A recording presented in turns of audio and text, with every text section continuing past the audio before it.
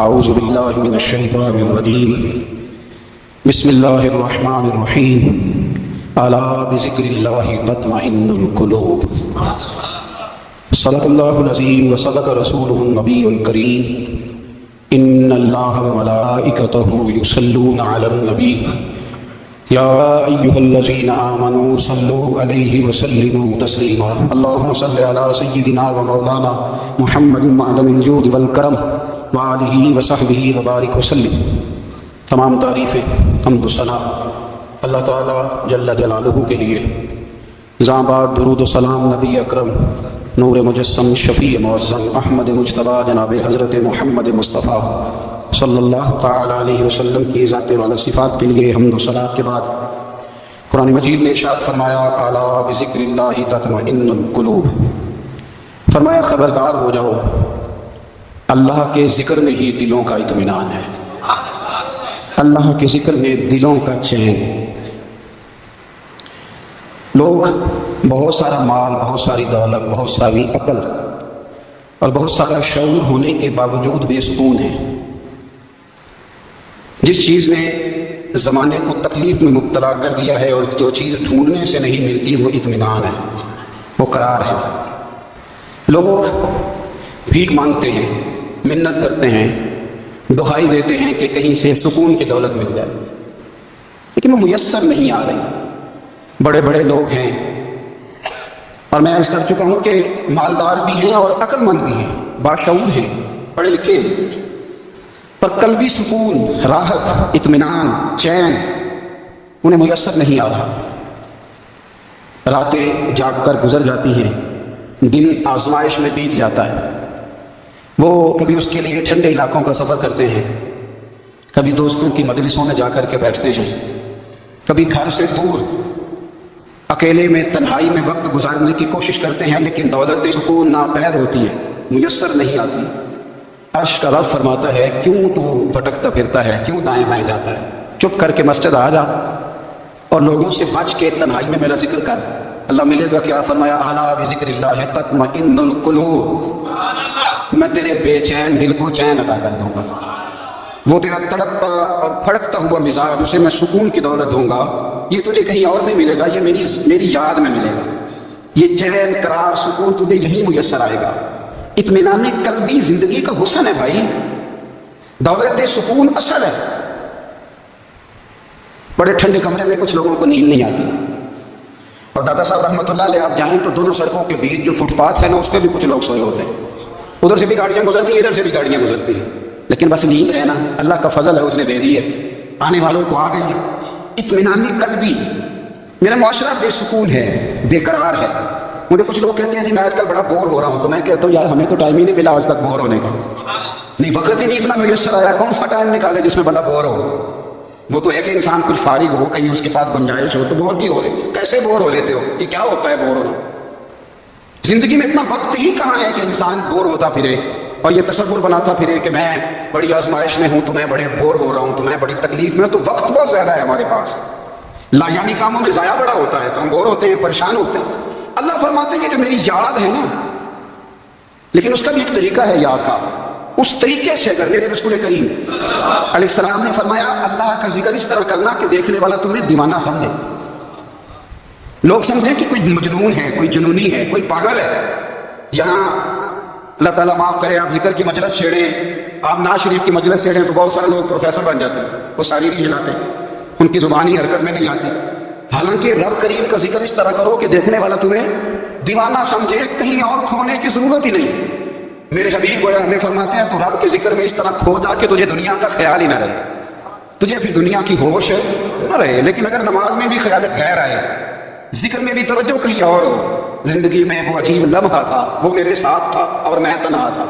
اگر ماحول یہ ہو کہ آپ کہیں جسم کے ساتھ تو موجود ہوں، روح موجود نہ ہو، تو پھر لذت ذکر بھی میسر نہیں آتی، پھر کیف نہیں حاصل ہوتا۔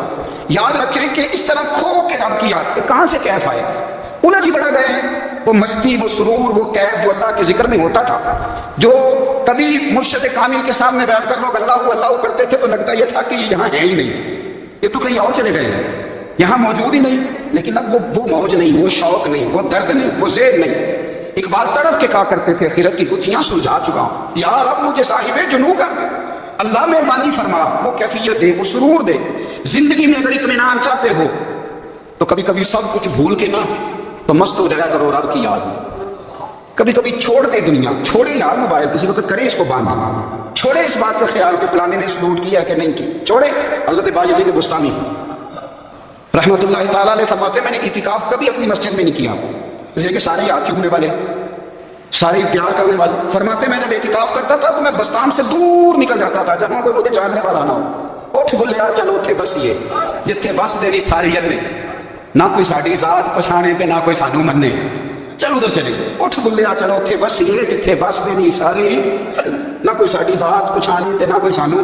اتنا شوق ہے سلوٹ کرانے کا، اتنا شوق ہے تعارف کرانے کا، اتنا شوق ہے اپنا بتانے کا، تو یہ چیز غلبہ کر جاتی ہے، پھر نام رہ جاتا ہے، روح نہیں رہتی، پھر وجود رہ جاتا ہے، پھر باطن کی کیفیت نہیں رہتی۔ خدا رہا اپنے آپ کو بے چین نہ کرو، بے قرار نہ کرو، بے سکون نہ کرو، رب کی یاد میں آ جاؤ، درود و سلام میں آ جاؤ، نعت کے حسن میں آؤ، تلاوت کی دنیا میں آؤ، سجدوں کے نور میں آؤ۔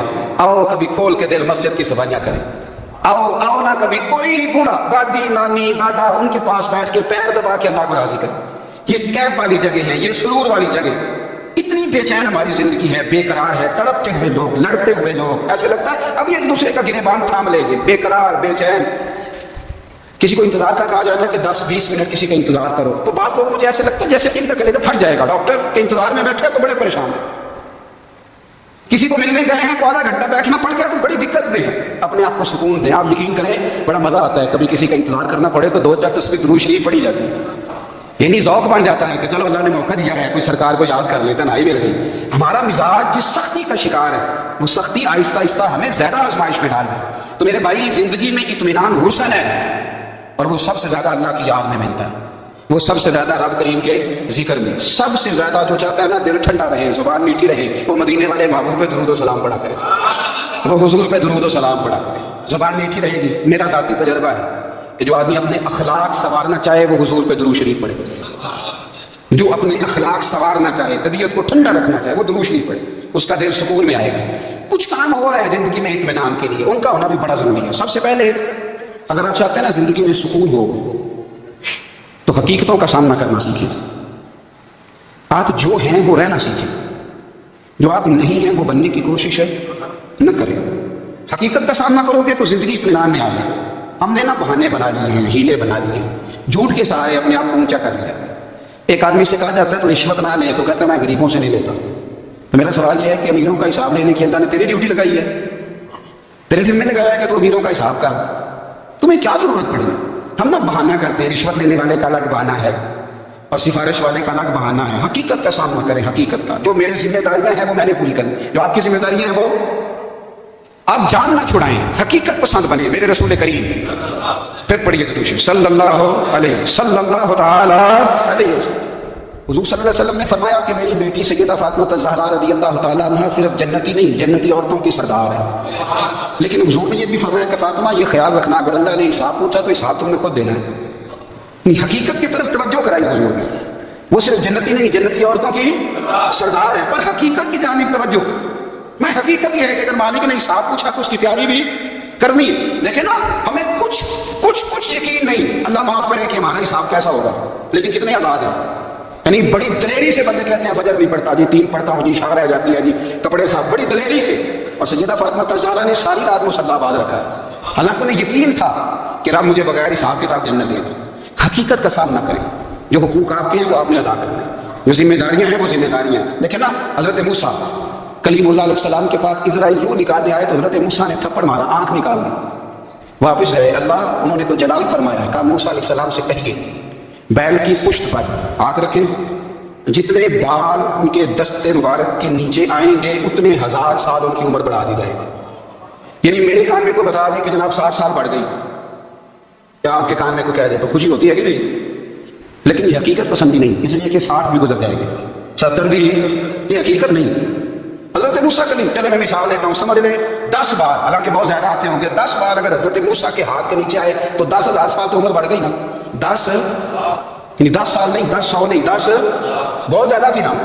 حضرت موسیٰ کلیم اللہ علیہ السلام سے آ کے عرض کیا گیا حضور بیل کی پشت پر ہاتھ رکھیں، جتنے آپ کے ہاتھ کے نیچے بال آئیں گے اتنی 1000 سال عمر بڑھ جائے گی. تو حضرت موسیٰ نے حقیقت پسندی والی بات کی. فرمایا پھر کیا ہوگا؟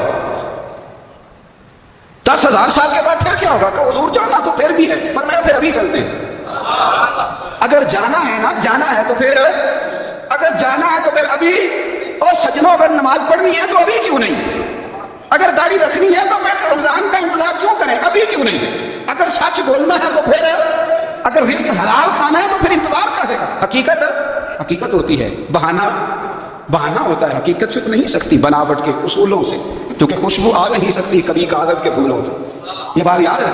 اگر جانا ہے تو حضرت کلیم فرمانے لگے پھر 10,000 سال کے بعد بھی جانا ہے. تو آج بھی ہمیں بے قراری زندگی میں اس لیے کہ ہم حقیقت پسند نہیں ہیں. ہم بہانوں میں، ہم ہواؤں میں جیتے ہیں، ہواؤں میں، خیالات میں زندگی گزارتے ہیں. بڑا ٹائم پڑا ہے. مثلاً کتنا میرے رسول کریم صلی اللہ تعالیٰ علیہ وآلہ وسلم نے ایک دن صحابہ سے فرمایا تمہیں حیا نہیں آتی؟ حضور کیا ہوا؟ فرمایا وہ والے مکان بناتے ہو جن میں تو رہ نہیں سکتے، وہ والا مال جمع کرتے ہو جو کھا نہیں سکتے، حیا نہیں آتی؟ اور اس کے حضور حکم کریں. تو آپ کو فرمانے لگے جوتے کا ایک تسمہ بند کرتا ہوں تو سوچتا ہوں دوسرا بند کرنے سے پہلے موت آ جائے گی. ایک سانس اندر جاتی ہے تو دوسرا آنے سے پہلے میں یاد کرتا ہوں کہ مجھے دنیا سے جانا ہے. تمہیں حیا نہیں آتی؟ وہ مکان بناتے ہو جن میں رہ ہی نہیں سکتے، وہ مال جمع کرتے ہو جو کھا. حقیقت پسند نہیں بھائی. ہم بہت سارے لوگ ہیں بڑی باتیں سناتے ہیں، بڑی. میں کہتا ہوں اصل میں نا زیادہ باتیں سنا کے نا بیچارہ اپنے آپ کو مطمئن کرنا چاہتا ہے. اصل بات یہ ہے کہ اندر سے نا ہلا ہوا ہے، کچھ بھی نہیں. بڑا زیادہ ہنستا ہے، مجھے لگتا ہے کہ کوئی گہرا زخم چھپا رہا. اس لیے ملمس حاضر، حقیقت پسند بنو، حقیقت پسند. یاد رکھنا من ترک صلاۃ متعمدا فقد کفر. میرے رسول نے حقیقت بیان کی. فرمایا جس نے ایک نماز بھی جان بوجھ کے چھوڑی اس نے رب کے رب ہونے کا انکار کیا، اس نے کفران نعمت کیا. یہ حقیقت ہے، کوئی کلیریفیکیشن نہیں، کوئی وضاحت نہیں. جو نماز نہیں پڑھی جھوٹ بولتا ہے، غلط بیان نہیں کرتا. جو شخص رزق حرام کما کے کہتا ہے کہ اس کے بغیر گزارا نہیں چلتا، وہ جھوٹ بولتا ہے. اس لیے کہ رب فرماتا ہے جب تجھے پیدا کیا تو تیرا رزق میرے ذمہ ہے. اللہ فرماتے ہیں کہ لا یکلف اللہ نفسا الا وسعها، میں کسی پر وہ بوجھ نہیں ڈالتا جو اٹھا نہ سکے. نماز فرض کیا اس کا مطلب ہے ہم پڑھنے کے قابل ہیں. اس نے ہمارے ذمہ داریاں لگائی ہیں تو مطلب یہ ہے کہ ہم ذمہ داریاں ادا کرنے کے قابل ہیں. ورنہ وہ کہتا ہے میں وہ بوجھ ڈالتا ہی نہیں جو کچھ سے اٹھایا کرتا. اگر چاہتے ہو کہ زندگی میں اطمینان ملے تو خدا حقیقت پسند والی زندگی گزارو. یہ فضاؤں میں زندہ رہنا، ہواؤں میں. اللہ بڑا معاف کرنے والا ہے، اللہ بڑا کریم ہے، معاف کر دے گا. تو بھئی یہ بات صحابہ کو بھی پتا تھی، یہ اہل بیت کو بھی خبر تھی. تو وہ تو ایک ایک بات کا لحاظ کرتے تھے. یہ غوث اعظم کو بھی پتا تھی، یہ ان کے والد کو بھی پتا تھی جنہوں نے کسی کا سیب کھا لیا تھا. وہ 12 سال اس کے گھر میں نوکری کرتے رہے. انہیں نہیں پتا تھا اللہ بڑا کریم ہے، معاف کر دیتا ہے، ایک سیب ہی ہے نا. تو حقیقت پسندی آپ کو سکون دے گی. اور اگر آپ نے اپنے آپ کو غیر مطمئن کیا ہوا ہے، بات کچھ اور ہے، اور آپ نے اپنے آپ کو ڈال کسی اور طرف لیا ہے، تو پھر آپ کو سکون مل سکتا. سکون حقیقت پسندی میں اصل میں سکون ہوتا ہے، اداکاری میں سکون نہیں ہوتا. تیسری بات سنیں، اگر آپ چاہتے ہیں زندگی میں مطمئن رہے تو دنیا داروں سے امیدیں توڑ دیں. اللہ اور اس کے رسول سے امید وابستہ کریں، اولیاء اللہ سے امیدیں وابستہ کریں، صحابہ اور اہل بیت سے امیدیں، اللہ اور اللہ والوں سے امیدیں. دنیا داروں سے امیدیں، آپ کو پتہ ہے دنیا دار کی تباہی کب ہوتی ہے؟ جب انہیں خوش آمدی مل جاتی ہے. چودھری کا بیڑا اس وقت غرق ہوتا ہے جب اسے چودھری کہنے والے زیادہ ہو جاتے ہیں. سیٹھ صاحب اور نواب صاحب بیچارے تباہ کب ہوتے ہیں؟ بھولے پن میں، جب ان کے دائیں بائیں دینا ہوتا ہے سیٹھ صاحب کہنے کا. لوگ انہیں کھانا چاہتے ہیں، پیار ان کا نہیں ہوتا، ان کی جیب کا ہوتا ہے. محبت ان سے نہیں ہوتی، ان کی کرسی سے ہوتی ہے. ضروریات کا پیار ہوتا ہے، تباہ کر دیا جاتا ہے. ہماری ساری توقعات دنیا داروں سے وابستہ ہو گئی. ناراض نہ ہونا، پیروں نے، مولویوں نے، درویشوں نے، انہوں نے بھی سیٹ رکھے ہوئے جلسوں کی صدارت کرانے کے لیے. یعنی مذہبی جلسہ ہے، اس میں بہت زبردست پڑھے لکھے صاحب تقوی عالم کا خطاب ہے، اور کی صدارت وہ بندہ کرنا ہے جس نے عشاء کی نماز بھی نہیں پڑھی. وہ بندہ صدارت کرتا ہے. کیوں؟ اس لیے کہ اس نے لاکھ روپیہ دیا میں پر. خدا دنیا داروں سے امیدیں چھوڑ دیں ورنہ آپ کمزور پڑ گئے، آپ کی امیدیں ٹوٹیں گی. کتنا کمزور ہے وہ شخص جو 2-4 ہزار کے لیے کسی بندے کی چاپلوسی کرتا ہے، اس کے پیچھے بھاگتا ہے، خوش آمدیں کرتا ہے تھوڑے سے نوٹوں کے لیے. دکھ سکھ میں کام آئے گا اس کام کے لیے. میرے رسول کریم علیہ السلام نے فرمایا جس نے بندوں کو راضی کرتے کرتے رب کو ناراض کر دیا اس کی دنیا بھی گئی اور آخرت بھی گئی. اور فرمایا جس نے بندوں کی پرواہ نہیں کی اللہ کو راضی کیا. فرمایا اگر رب راضی ہو گیا تو لوگوں کے دلوں میں بھی محبت پیدا فرما دے گا.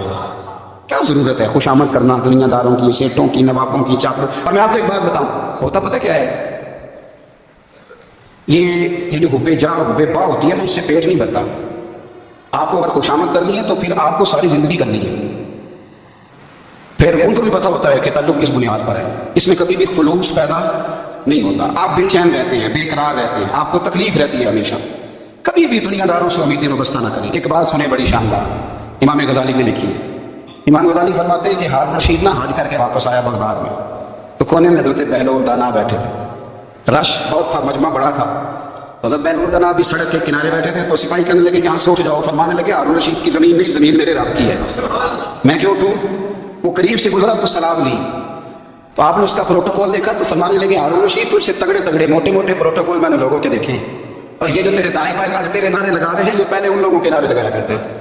اور تھوڑا وقت گزرنے دے، جو تیرے بعد آئے گا نا یہ سارے پھر ان کے نعرے پہ لگائیں گے.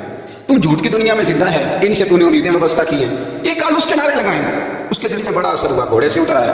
آگے کہنے لگا حضور آپ نے مجھے بڑی اچھی نصیحت کی ہے، میرا دل بڑا ٹھنڈا ہوا ہے. میں نے سنا ہے آپ مقروض ہیں، کچھ لوگوں کا قرض، تو مجھے کوئی حکم ہی کر دیں. آپ ہنسنے لگے. فرمانے لگے یار تو بڑے بیوقوف ہے، بڑے بیوقوف ہے. میں تجھے نصیحت کر رہا ہوں تو مجھے الجھا رہا ہے. حضور کوئی حکم کر دیں. کیا خوبصورت انداز ہے رب کریم کے بندوں کا. حضرت بہلول دانا فرمانے لگے تیرا رب کون ہے؟ کہا اللہ. تو فرمایا میرا کون ہے؟ کہا اللہ. فرمانے لگے یہ تو نہیں نہ ہو سکتا کہ اللہ ہارون رشید کو دیتا رہے اور بہلول دانا کو بھول جائے. یہ تو نہیں ہو سکتا کہ ہارون رشید کو دیتا رہے اور بہلول دانا کو بھول جائے. فرمایا اس کا دل، اس کا ارادہ ہوا، ارادہ قدرت ہوا کہ بہلول مقروض رہنا چاہیے. تو اگر رب مجھے رکھنا چاہتا ہے، دکھ قبول محمد بخشا راضی رہن کے آرے. اگر وہ چاہتا ہے میں مقروض رہوں تو میں بھی چاہتا ہوں کہ میں مقروض ہی رہوں. یہ تو نہیں نہ ہو سکتا کہ تجھے دے اور مجھے نہ دے. فرمایا میری تجھ سے کوئی امید نہیں، مجھے جب بھی دے گا میرا رب ہی دے گا، اور وہ دے گا تو پھر انشاءاللہ خزانے کھول کے دے گا. دنیا داروں سے امیدیں وابستہ کرنا لوگوں کے پیچھے یہ چھوڑ دیں. آپ بے چین رہیں، بے قرار رہیں. اللہ والوں سے ضرور امیدیں وابستہ کریں، اس لیے کہ ان کے پاس جو کچھ ہوتا ہے وہ دراصل رب کا ہی ہوتا ہے. لیکن سیٹھوں سے، نوابوں سے، سیاستدانوں سے باز آ جائے. ہماری بڑی امیدیں وابستہ ہیں. میں اکثر کہتا ہوں جتنے پھیرے نوکری کے لیے دنیا دار کے دروازے پہ لگائے ہیں نا، اس سے کم دفعہ مسجد میں نفل پڑے ہوتے تو رب اتنی بڑی مہربانی فرما دینا. تیسری بات یہ یاد رکھیں، اگر سکون لینا چاہتے ہیں نا، اگر سکون لینا چاہتے ہو نا تو لوگوں کو ڈسکس کرنا بند کر دو. کس کو اللہ نے کتنے پیسے دیے ہیں وہ جانے اور اللہ جانے. کس کو اللہ نے کتنی گاڑیاں دی ہیں وہ جانے، اور لوگوں کو ڈسکس کرنا. جی یعنی میں ایک جگہ بیٹھا تھا تو ایک صاحب گاڑی والا گزرا، گاڑی میں بیٹھ کے اس کا پڑوسی تھا. کہتے بیٹا منہ ہے کار والا. میں کہہ رہا ہے تاج بیٹھا ہے. تو میں کہ سمجھانا چاہتا ہوں، میں کہ تم تو میں صاحب لائیے بھی سارے کو کوئی نہیں ادھر تو ہے، لیکن نا اللہ نے اسے دیے نا، تو اللہ نے چاہا ہم کار میں بیٹھے. تو جس نے پھٹے پہ بیٹھ کے یہ توجہ کیا کہ منہ ہے کار والا. میں کہ ادھر تو ہے تاں کار رہے تھے. اب مجھے تجھے اندازہ لگانا چاہیے کہ ہم کیا یہ بحث ہے. یعنی اللہ کو چاہیے تھا معاذ اللہ کہ میں نے تم سے پوچھتا کہ اسے کار دینی ہے کہ نہیں. کیا مطلب فضول بحث ہے. وہ چیز ہمیں اتنا تنگ کرتی ہے، اتنی تکلیف دیتی ہے کہ آپ یقین کریں سارا دن اسی کو ڈسکس کرتے ہیں. سارا دن اس کے پاس گاڑی ہے، اس کے پاس کار ہے، فلانے کا پیسہ 1 نمبر ہے، فلانے کا 2 نمبر ہے، فلانے کا 6 نمبر ہے. اصل بات کے اندر اصل ہے، اس کو نکالو. ایک بات کہنے لگا اسے یاد رکھنا، میرے اعلیٰ حضرت رحمۃ اللہ علیہ فرمایا کرتے حسد کرنے والا بندوں پر اعتراض نہیں کرتا، اللہ پر اعتراض کرتا. وہ کہتا ہے اللہ اسے کیوں دیا ہے، اتنا کیوں دیا ہے، معاذ اللہ وہ اللہ کی تقسیم پر اعتراض کرتا. حسد کرتے ہو بے چین رہو گے. حسد آپ کے دل کو تڑپا کے رکھ دے. چھوڑے، اللہ بڑا کریم ہے، جس کو جہاں چاہتا ہے وہاں بٹھا دیتا ہے. آپ قطعاً اس فیصلے میں نہ پڑے کہ اللہ نے کس کو کتنا دیا ہے، کب دیا ہے، کیوں دیا ہے. وہ بڑا بے نیاز ہے. حسد آپ کو تباہ کرے. دنیا میں پہلا گناہ جو ہوا تھا وہ حسد تھا. ابلیس نے حضرت آدم سے حسد کیا، کہنے لگا میں بہتر ہوں، سردار اس کو مل گئی ہے، یہ تو اللہ کو پتہ نہ کس کو دینی ہے. اور دنیا میں پہلا قتل حسد کی وجہ سے ہوا. حابیل قابیل کے درمیان حسد کا معاملہ تھا. خاتون کا نکاح اس سے کیوں ہو رہا ہے، مجھ سے ہونا چاہیے. حسد تباہی کر. آپ یقین کریں یعنی دکاندار کے سامنے دوسری دکان پر کیا پریشان ہو جاتا ہے. وہ کہتا ہے میرا کیا بنے گا، لا حول ولا قوت الا باللہ العلی العظیم. یعنی تیرے کا خیال ہے کہ تیرے حصے کی روٹی وہ کھا جائے گا. اتنا چھوٹا دے نہیں، تیرا موقع یہ ہے کہ تیرے حصے کا نصیب اس تک چلا جائے گا. یہ تیری خواہش ہے. ایک دوسرے کی کمزوریاں بیان کرنا، اس کا تو مال ہی ناقص ہے جی، اس کے تو پاس ہی کچھ نہیں. یہ تو کمزور لوگوں کا طریقہ ہے. میرے رسول کریم علیہ الصلوۃ والسلام گزر رہے تھے، پت جھڑ کا موسم تھا، خزاں کا موسم تھا، درختوں کے پتے جھڑ رہے تھے. صحابہ کو ساتھ لے کے حضور گزرے اور ایک درخت کی ٹہنی کو پکڑ کے حضور نے ہلایا. صحابہ فرماتے ہیں کہ چھم چھم اس کے پتے گرے، زمین پر ڈھیر لگ گیا. حضور نے فرمایا دیکھا تم نے کیا ہوا؟ حضور ہاں. فرمایا کتنی تیزی سے پتے جھڑے ہیں، صرف تنا رہ گیا ہے اور خالی ٹہنیاں رہ گئی ہیں، کوئی حسن بچا ہے؟ حضور نہیں۔ نبی کریم فرمانے لگے جو حسد کرتا ہے نا اس کی نیکیاں بھی اسی طرح جھڑ جاتی ہیں، اسی طرح۔ اور ایک جگہ حضور فرمانے لگے جس طرح راکھ لکڑی کو آگ جب آگ کھا جائے تو پھر لکڑی کو لکڑی نہیں کہا جاتا، راکھ کہا جاتا ہے، کوئلہ کہا جاتا ہے، اس کی اصل باقی یعنی اسے کھائی جاتی ہے۔ تو حضور علیہ الصلوۃ والسلام فرمانے لگے جس طرح آگ لکڑی کو کھا جاتی ہے، فرمایا اسی طرح حسد نیکیوں کو کھا جاتا ہے، نیکیاں رہتی ہیں۔ حسد کرنے والے کے پاس نیکیاں یعنی ان کی اصل شکل موجود ہے، کبھی بھی حسد نہیں کرے۔ اللہ کی تقسیم ہے، جس کو چاہے جب چاہے جتنا چاہے عطا کرے۔ اور چوتھی بات میرے بھائی، کبھی بھی بغض نہ پیدا کریں۔ بغض والے لوگ بے سکون رہتے ہیں، بہت ساری کمزوریاں ہمارے اندر ہوتی ہیں نا، پھر اللہ ہماری روزی تو نہیں نہ بند فرماتا، یہ تو نہیں کہتا کہ زمین سے نکل جاؤ۔ اگر یہی والا معاملہ ہو جو ہمارا ہے کہ وہ شادی پہ اس نے میرے ساتھ برا سلوک کیا تھا، ساری زندگی بغض رکھنا ہے۔ اگر یہی معاملہ فرشتے اللہ کی بارگاہ میں کہیں کہ یا اللہ اس نے فلاں دن شراب پی تھی، اب اس کو زمین میں نہیں رہنے دینا، نظام زندگی چلے گا۔ تو اگر اللہ ہمیں معاف کرتا ہے تو ہم بندوں کو معاف کیوں نہیں کرتے؟ آپ یقین کریں اتنی لمبی عداوتیں، اتنا لمبا حسد، اتنا لمبا بغض، اتنا لمبا حدیث میں نے پڑھی، میں حیران رہ گیا۔ میرے نبی کریم علیہ الصلوۃ والسلام نے فرمایا اپنی بیوی سے کبھی بغض نہ رکھنا، اگر اس کی ایک بات ناپسند ہو تو اسے چھوڑ کے وہ بات دیکھو جو تمہیں پسند ہے۔ میں اس حدیث کو پڑھ کے سوچنے لگا کہ کیا بیوی کا بھی بغض رکھتے ہیں لوگ؟ اب حضور نے کہا ہے تو اس کا مطلب ہے لوگ بیوی کا بغض بھی رکھتے ہیں۔ اب اس پر استدلال کر کے مجھے کہنا پڑے گا کہ سسرال والوں کا بغض بھی رکھتے ہیں، کہنا پڑے گا کہ بھائی کے سسرال والوں سے بھی بغض رکھتے ہیں۔ اس حدیث کی روشنی میں سمجھا کہ لوگ بھابھی کا بغض بھی بغض رکھتے ہیں، بغض، ورنہ عادتیں تو ہماری بھی کئی بری ہوتی ہیں۔ اگر عادات ایک وجہ بنے اختلاف کی تو عادتیں تو ہماری بھی کئی بری ہیں، لیکن ہم اپنی بری عادتوں سمیت اپنے آپ سے پیار کرتے ہیں، اور سامنے والے کی ایک بھی عادت بری ہو تو اس سے بغض رکھتے ہیں۔ بغض نہ پیدا کریں۔ میرے نبی پاک علیہ الصلوۃ والسلام نے فرمایا کچھ چیزیں تمہارے دین کو مونڈ ڈالیں گے، تباہ کر دیں گے، کاٹ دیں گے۔ حضور کون سی؟ فرمایا حسد، تکبر اور بغض، یہ تمہارے دین کو تباہ کر دیں۔ ہم بے چین اس لیے ہیں کہ ہم نے بہت سارے لوگوں کا بغض پالا ہوا ہے، اور ہر فیلڈ میں سیاستدان نے سیاستدان کا ذاتیات پر اتر کے بات کرتے ہیں، معزز ترین لوگ، تاجر میں تاجر کا، اللہ ماشاء اللہ بعض جگہ پہ اہل علم بھی ایک دوسرے سے عداوت رکھتے ہیں۔ خدا دل رب کریم کے آنے کا ٹھکانہ ہے، یہ صاف ہوگا تو اس میں رب رسول کے جلوے ہو، اگر اس میں عداوت ہو، اس میں بغض ہو، اس میں کینہ ہو، نفاق۔ سنیں میرے رسول کریم حضرت ابوبکر صدیق رضی اللہ تعالیٰ عنہ کہتے ہیں میں رو ہی پڑا، مکہ فتح ہوا نا تو اکرمہ بن ابو جہل نے پیغام بھیجا کہ میں نا کلمہ پڑھنے کے لیے آ رہا ہوں۔ بات لمبی ہے، میں موضوع پہ رہنا چاہتا ہوں۔ کہتے ہیں جب وہ آنے لگا نا تو نبی پاک نے ہم سب کو بلایا، ہم حاضر خدمت ہوئے تو حضور فرمانے لگے کہ اس کے باپ نے نا بڑا ظلم کیا ہے ہمارے ساتھ، ابو جہل نے بڑا ستایا ہے، بڑی تکلیف دی ہے۔ اب مجھے بتلائیں کہ وہ ایک دفعہ کسی شادی پہ بحث ہوتی ہے بیوی کے بھائی کے ساتھ، پھر ساری زندگی اس بیچارے کو معافی، وہ 10 دفعہ گھر آتا ہے، معافی مانگنے پر سوال ہی نہیں پیدا ہوتا، میں وہ مجھے کہہ دیا، یعنی پھر میں مجھے کہہ دیا آپ نے اور میری شان میں بے ادبی اور پھر میں معاف کر دوں، توبہ توبہ توبہ، یہ کیسے ہو سکتا ہے؟ میری ناک نیچی ہو جائے گی اور آپ نے مجھے کہہ دیا، سوال ہی نہیں پیدا ہوتا۔ اور یہ ہونا میں اکثر ہوتا ہوں کہ شادی والے دن داماد صاحب کا زیادہ دماغ خراب ہوتا ہے، جب چھوٹی سالی کی شادی ہوتی ہے نا اس دن اس کو بخار چڑھتا ہے، اس کو کان میں کہتا ہے تیری عزت نہیں کرتے، اس دن اس کا دماغ خراب ہو جاتا ہے، بچے اٹھا کے نکل آتا ہے، وہ بیچارہ سسر منتیں کر رہا ہوتا ہے کہ تیری مہربانی آ جا، یہ عزت کرا ہے۔ تو میں نے کہا احتجاج کر کے جو عزت کرائی جاتی ہے وہ عزت نہیں ہوتی۔ ہاں یہاں مانگ کے عزت لیتے ہیں لوگ، یہ احتجاج کی کوئی عزت ہے؟ آپ کے اندر کمالات اتنے ہوں کہ آپ کی عزت کرنے کو دل چاہے، یعنی مزہ آئے، یعنی لطف آئے، یعنی آپ دور بیٹھے ہوں تو کسی کا دل کرے آپ کو اسٹیج پہ بلانے کے لیے۔ یہ کیا بات ہوئی کہ چھائے جانا اور بھاگ کے آگے جانا؟ ان سے نکلیں۔ اکرمہ بن ابو جہل کلمہ پڑھنے کے ارادے سے آ رہے ہیں، حضور علیہ السلام نے صحابہ کو بلایا، کتنی زیادہ عداوت رکھی جا سکتی تھی معاذ اللہ؟ کب سے وہ چلا تھا ظلم کرنے، اور اس کے بعد اس کا بیٹا شروع ہو گیا، کتنی باتیں تھیں جو ناقابل معافی تھیں، پر کریم رسول نے ہمیں بتلایا ہے کہ سکون والی زندگی کہتے کس کو ہے۔ جب سب لوگ جمع ہو گئے تو حضور نے فرمایا بھائی وہ کلمہ پڑھنے آ رہا ہے، اس کے بعد میں ظلم بڑے کیے ہیں، پر میری نصیحت یہ ہے کہ اس کے سامنے اس کے بعد کو برا نہ کہے، خبردار کوئی اس کے سامنے کوئی بات نہ کرے، اب وہ کلمہ پڑھنے آ رہا ہے، مطیع ہو کے آ رہا ہے، مان کے آ رہا ہے۔ کہتے ہیں اللہ کے رسول نے نا کافی دیر تک خطبہ دیا، بریفنگ دی، بات سمجھائی، جناب صدیق اکبر کہتے ہیں میں رو پڑا۔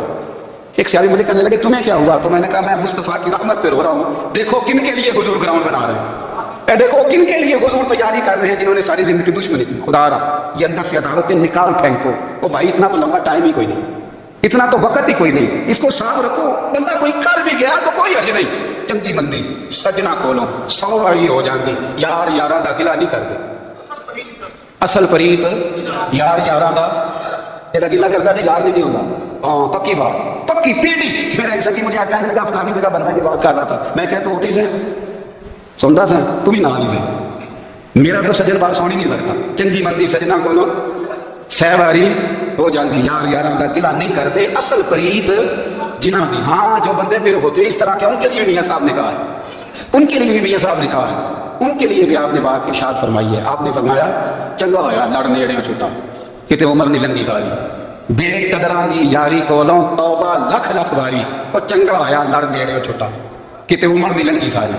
جو اس طرح کا تھا نا شکوے کرنے والا, بغض رکھنے والا, فرمایا بے قدراں دی یاری کولوں توبہ, یعنی لاکھ دلاک کتنے ہو گئے, یعنی 2 لاکھ والی توبہ کی تھی انہوں نے, گنی نہیں جا سکتی جتنی میاں صاحب نے توبہ کر دی. بے قدرے دوست, بے قدراں دی یاری کولوں توبہ لکھ لکھ واری. چنگا ہویا لڑ نیڑے چھوٹا کتے عمر نہیں لنگی ساری. تو مہربانی کریں, ایک تو اگر آپ مطمئن رہنا چاہتے ہیں تو کبھی کبھی نا مست ہو کے ذکر الہی کریں. مست ہو, وہ والا ذکر نہیں جس میں آپ موبائل بھی دیکھ رہے ہیں اور کہانیاں بھی. میرے سامنے کوئی بندہ جمعے والے دن تقریر کے درمیان تسبیح لے کے بیٹھ جائے تو میں اسے پوچھتا ہوں تو ٹائم 2 کام ایک ٹائم ذکر پہ کرتا ہے. میری بھی بات سن رہے تسبیح پڑھتا ہوں, ان کی بھی نہیں. تسبیح تو تسبیح ہے, جب وہ ہوگی تو پھر کوئی اور کام ہے, سوال ہی نہیں پیدا. ایک تو ذکر کریں محض ہو, دوسری بات حقیقت کا سامنا کریں. آپ اگر مطمئن رہنا چاہتے ہیں تو حقیقت پسند بنیں. تیسری بات حسد چھوڑ دیں, دوسروں کو ڈسکس کرنا چھوڑ دیں. آگے دیکھیں کہ اللہ نے مجھے کیا کچھ دیا, اس پہ راضی رہیں. اور چوتھی بات عداوت چھوڑ دیں, سینے میں کینہ چھوڑ دیں. آپ کی زندگی مطمئن ہو جائے, آپ خوشحال رہیں گے. وہ جو آپ لفظ کہتے ہیں نا کہ میں بور ہوں, میں پریشان ہوں, اس سے آپ نکل آئیں گے. اللہ ہمیں محبوب کی غلامی میں زندہ رکھے. غلام